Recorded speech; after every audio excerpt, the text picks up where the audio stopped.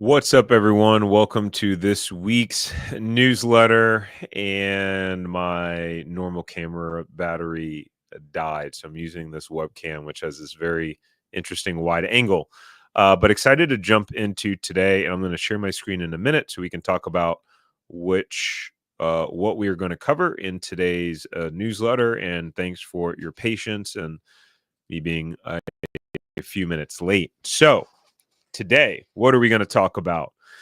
We're going to talk about a boring business with about $2.5 million in sales with lower startup costs. We are going to talk about a resale in Nashville, Tennessee that'll probably sell pretty quickly. Talk about someone who was former military who bought a senior care franchise, as well as should you buy a franchise? A podcast with a client in his mid-50s and his journey to figure out what to do next in life. As we dive into this, if you guys want to just pop a comment and say where you're tuning in from, that would be cool. I see we got Autumn from Georgia. Hello. And if you want to get this email in your inbox every Sunday morning at 8 a.m., go to franchiseempire.com/newsletter. For now, that newsletter is completely free and it will land in your inbox on Sunday mornings. If you have any questions, since we're here live, drop any questions you have, maybe about your franchise process, wherever you are in the journey, and we can jump into that. So, all right, let's talk about this resale first and foremost. So this resale is a company called That One Painter, and they are. Can you guess what they do? Can you guess what they do? They're a painting franchise, so they do residential and commercial painting, right? And they're part of Resi Brands, which is a home services conglomerate, one of the fastest growing home services franchises. They have 374 franchise units throughout the U.S. So, look, fast growing doesn't always necessarily mean the best. Just because something's growing fast, I know that we always assume that means like, ooh, this is a great opportunity. Doesn't necessarily mean that. Look, we lead with, we want to show you guys the opportunity.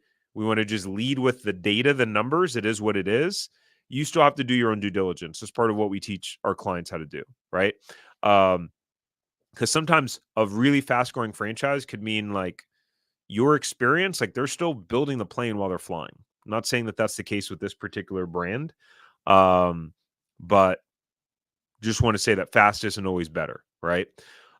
So this particular franchise, and for those of you who have heard of Cody Sanchez or know her, she recently bought into the brand, the entire brand. So she owns part of that brand as a whole. But the way that they do things are all very modern at this brand. They're very tech forward, really interesting. But this is in Nashville, Tennessee. The asking price is $280,000. It was recently listed. Will probably sell quick just because of how much excitement is kind of around this brand and franchisor in general. There are 2 territories included. There's 1 truck included. The year-to-date revenue of approximately $230,000. So that's nothing crazy to write home about. But you know, it's more than zero. It is more than zero. They've got 65 Google reviews, and they've got a residential commercial base, and owner wants to focus on another business. So what is our take over here at Franchise Empire on this? So yeah, That One Painter, it harnesses the power of their parent company, Resi Brands, which includes an in-house appointment center, and a in-house marketing and creative team. The franchisor takes care of all scheduling, marketing, social media, SEO, web design, and content creation for the franchisees, which is pretty cool. But keep in mind, like that's something that you do pay for, right? Like usually with franchisors that have additional stuff that they may do, like you don't the in-house appointment center, you would pay like a monthly fee for that. But the benefit is you don't necessarily have to have someone full-time right away or on your team that you have to train how to call leads and book them and schedule them, you know, all those different things. And I see we got questions popping in the chat, so we'll hit those in a bit. Their business model, like most of the painting franchises, usually uses subcontractors to do the painting jobs, which can keep your overhead and salaried labor low. If interested in this resale opportunity, we suggest understanding the current employees' roles in the business and how many subcontractors the business has in rotation to use. And then overall, Nashville is just a fast-growing area, which seems like it has a lot of potential. So it's difficult to find a well-established home services franchise that is available in the Nashville area. Now, if you're interested in this specific resale, or if you're just interested in resales in general, go to franchiseempire.com/resales. Where is that button? You can go here and put a quick inquiry in for our team to check and see what's available in your area. Um, you know, I've gotten feedback from the team that some of the folks who are interested in resales or there's a little bit of a misaligned unrealistic expectations. And look, I know we talk about a lot about resales, but I do want to just provide a little bit of education or some maybe common misconceptions. Like, I think from what I've seen is that people like the idea of a resale because, okay, I can walk into something that's already making money, right? And it's going to be easier. It is not going to be easier. Now, is it helpful to walk into something that already has some momentum going? Yes. But the analogy is, especially if you've never owned a business before, um, you're basically, it's like you're going to learn how to drive in a Ferrari, in something that goes really fast, that with one small error, you can crash and make a mistake. And so you do need to be careful with resales. And if you don't have experience leading a team, I would say you shouldn't buy a resale because you don't have the capacity. It's like someone who's just lifting weights and you decide to put a ton of weight on the bar. And it's like you just don't have, your tendons aren't strong enough, your soft tissue is not strong enough. You just don't have enough muscle. You just don't have the capacity to be able to handle it. And so some people can, some people can't. We had clients that bought a resale doing $2 million a year in sales, and they were more experienced business people. And they're like, it's so much harder than I thought it would be. And so it's something to keep in mind. And one of the best ways to get into a resale is to find a brand first, buy a new franchise within that brand, and then, buy up your neighboring franchisees as you learn more and more about that business overall. But a lot of you may think that just buying a resale is going to solve your problems, which is not the case. And if you're looking for just a resale that you can step in and do just semi-passive, then you probably have unrealistic expectations and you're probably doomed for failure. If you're going into a business with the mindset of how can I work the least amount to make the most amount of money, unless you're a super experienced business person, that will probably lead to you underperforming and probably failing. Just to let you know, just to be super straight with you, the people that I find have the mindset that they want to work the least and make the most, do the worst, because you're trying to get something for nothing. The people that I know in entrepreneurship that are the most successful, they work the hardest for the first 5 to 7 years, and then they finally get to that point.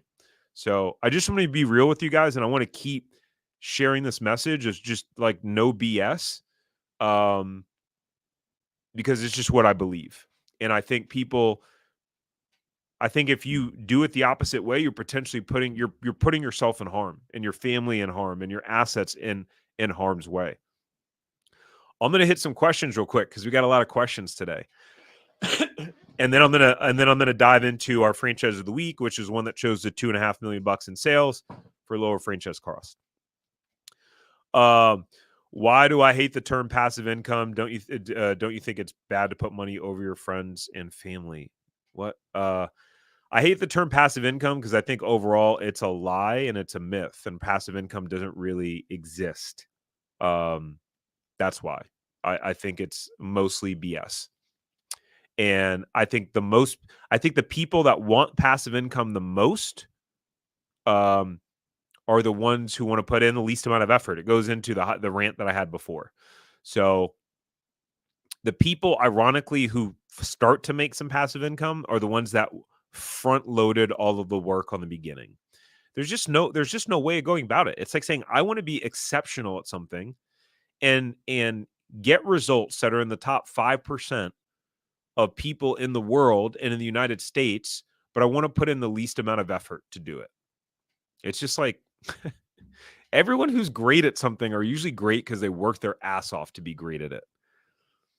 Um, would I recommend investing in a laundromat and car wash franchises like other YouTubers like Cody Sanchez's? I don't really know a lot about laundromats. I mean, in my experience, where are there laundromats in lower income areas? And is that really the business that you want to be in? I don't like unless you're in a city where people just don't have laundry. It's like, do you want to be in that business? I don't know. I personally don't. Car washes, unless it's self serve, the legit car washes are millions of dollars to get open. And I think you run into a similar situation where I think a lot of people out there, you can give them a great business and they'd run it into the ground because they don't know how to run it or operate it. So I think for the advice or how I feel about something depends on the individual.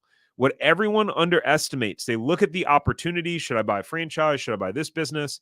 And it's less about the opportunity and more about you as the individual. That's my perspective on it. I'm gonna jump into some of the other questions after we move forward with our next segment.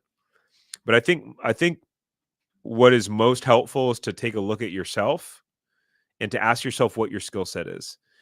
If you plan to get into a business or buy an existing business or something like that you don't know much about it and you're trying not to put a lot of time and energy into it, I think there's obvious advantages to franchise system because you have, a network of other franchisees that you can go to who are all operating that same business overall. There are also people that would do terrible in a franchise network because you don't listen in a good way. You can probably figure it out on your own and you're just the type of person you're not going to follow the system. And if you're not going to follow the system, it makes no sense for you to buy a franchise.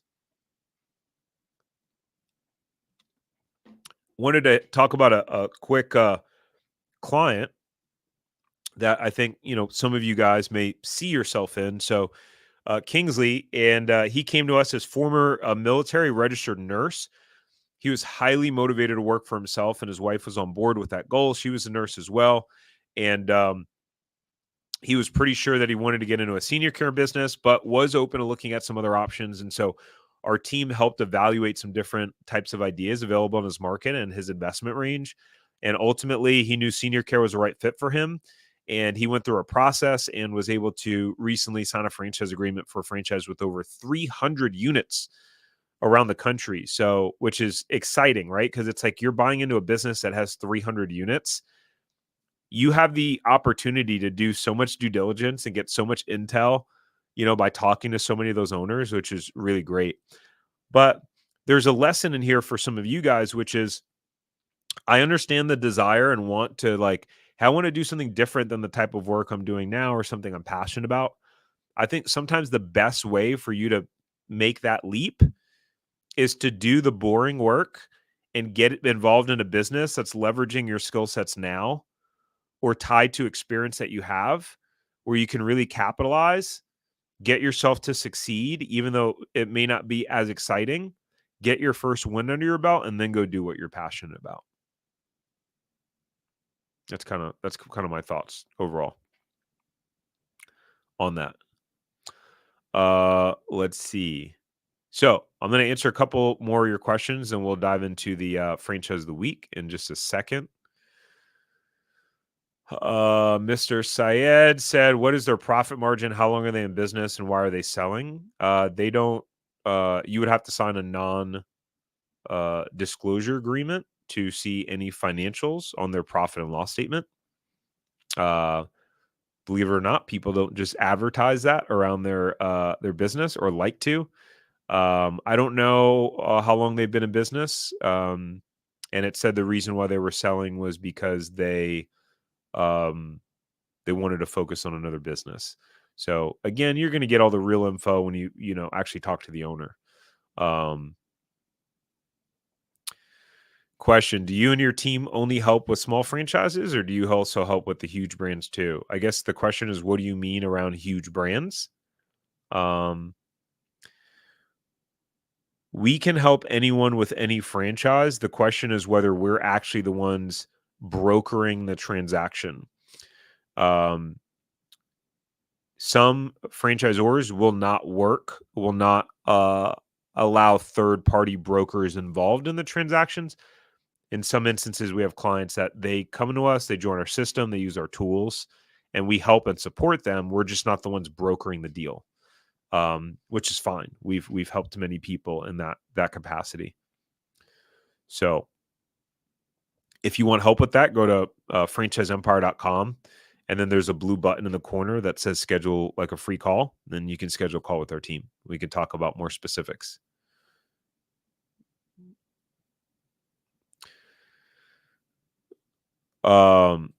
I think you're asking about the resale, Matt, around royalty and marketing costs and net income. Um, we didn't have those details. We don't always get access to all of the details up front on the business. Sometimes we do, and sometimes the team just puts in what they put in. So since our team is the one that researched that and found all the data, I personally don't know that off the top of my head. But if there's things that you want to know, you can schedule a call. Go to franchiseempire.com/resales. You can chat with our team, and whatever information that they have access to, they will obviously provide it to you. And if they don't, then they can connect you with the franchisor and or the owner so that you can get the information and details that you're asking for. Excuse me. I'm getting over a cold here. All right, let's talk about the franchise of the week, then we'll come back to some of the other ones. So this is a company called Junk King. It's a Neighborly company. Neighborly is the largest home services franchisor in the US, if not the world. They own over 20 brands, I believe. So this original location started out in 2010 in California. They had some name changes and they started franchising in 2010. They were bought by Neighborly in 2023. There are 3 corporate units. There are 169 franchise units. And by the way, I think some of you guys were asking some of the questions. When we do the resale breakdown, we don't do this breakdown. We only do this breakdown for the franchise of the week. The resale is more of like a high level opportunity. If you want to learn more, then reach out. The franchise fee is $55,000, royalty 8%, national marketing fee $625 a month for the first year, then a flat $845 a month. The investment range is between 93,000 180 grand. So this is where I come up with the term, right? Lower startup cost. Because in the franchise world, really anything less than 200 grand, I would say is considered lower startup cost. And keep in mind, if for those of you who aren't familiar with the way funding works, a lot of people fund with an SBA loan. The way that typically works is you need to put 20% down. So, let's call it 40 grand max, assuming you qualified, and then you can finance the rest of it. Some people, fund their business different ways too. All right.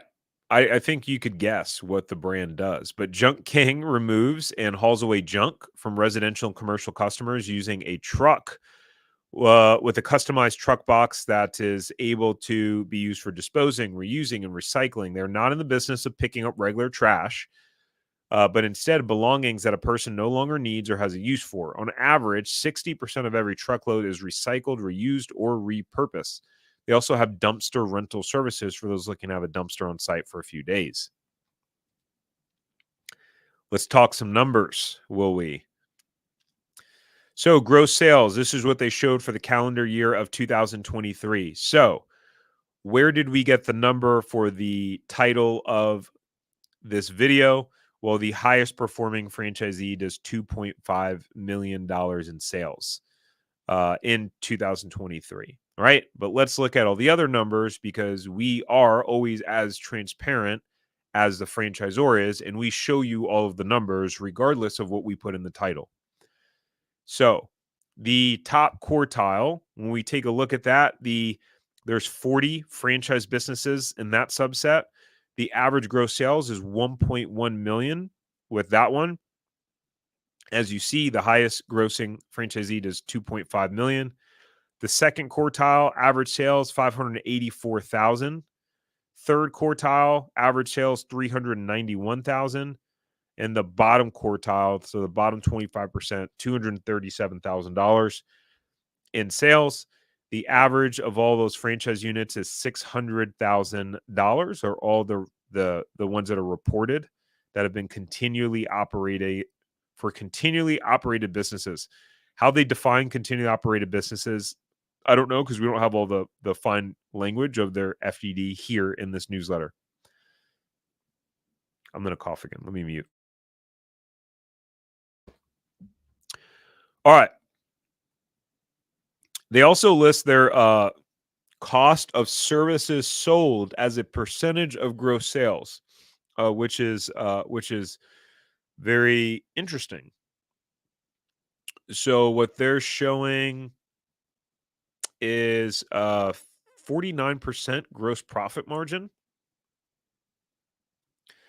and showing kind of what those what that overall looks like. I'm not gonna dive deep into these numbers here because it's going to get too complex. But always obviously when a franchisor shows more data in their FDD is super helpful. Some of the benefits for the franchisee: they have a national call center that's open 365 days a year. Wow. And handles all inquiries and schedules jobs directly onto the franchisee's schedule. Again, typically there's an additional call center fee that you're paying for that. But again, this is where there could be a lot of value in a franchise system, right? Where it's imagine you had to hire your own one or two people for your own in-house call center, train them, constantly monitor them, So one of the potential benefits, they have larger trucks and territories.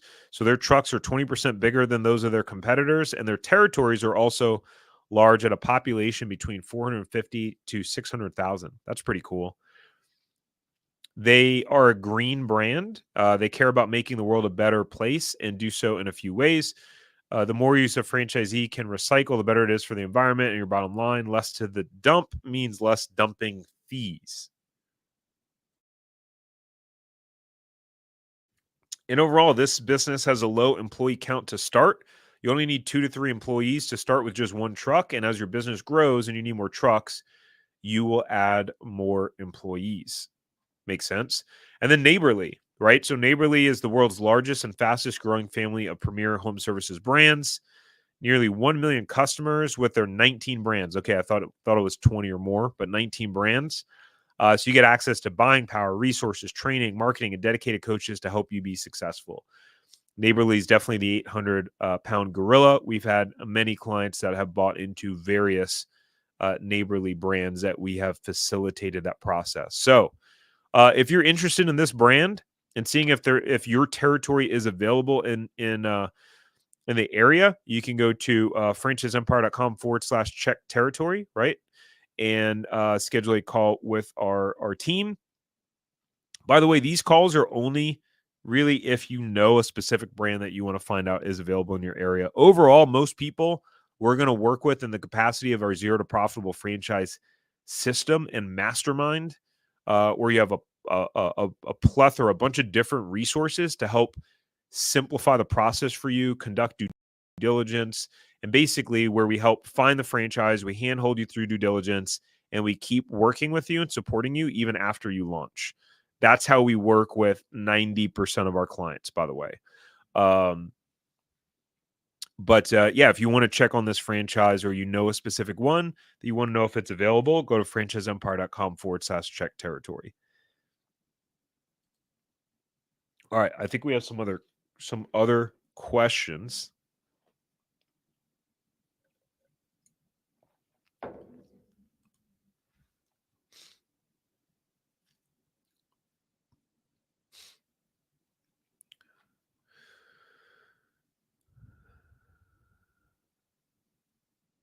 Um, Steak and Shake, 10 grand. I believe it's the same deal as Chick-fil-A. Yeah, you don't own anything.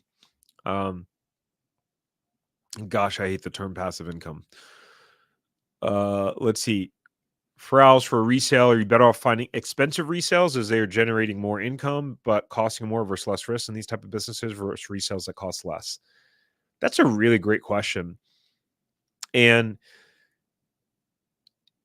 every piece of advice that we give is customized to the individual, which is why like doing these videos are fun to just attract attention overall, but really the best way is like if we can talk to you individually and one-on-one and understand, your financial situation, your skill set, your background, because it's not one size fits all. Some people will be better off buying a really expensive resale that shows strong margins and they have the capital to do it and they have the experience to do it, right? Where they can step into the business and not feel massively overwhelmed or in over their head by potentially taking over a business that does $2 million a year in sales, right? That has 25, 20 or 25 employees. Whereas there are certain people where if they did that, they'd probably lose the business in a year. They'd probably run the business into the ground because they don't have the skill set, they don't have the wherewithal. They would be completely in over their head. Um, we've had people that have, bought franchises back for basically just the franchise fee, where the franchise owner wasn't really focusing on it. They had other businesses, and um, that worked for them. We had a client that did it with a painting franchise, got it for less than 100 grand, a resale. He's doing really well. So there's no better situation. The question is, what's better for you and your specific situation? And so obviously you know where to find us if you want some assistance with having that conversation. No, we don't work directly with brands like McDonald's or Chick-fil-A, but we could certainly coach you through the process, and you could still access our due diligence due diligence resources and tools and be a part of our zero to profitable franchise community. Um, Chick-fil-A, you don't actually own anything. You're just an operator. So if you die, like your family doesn't get it, by the way.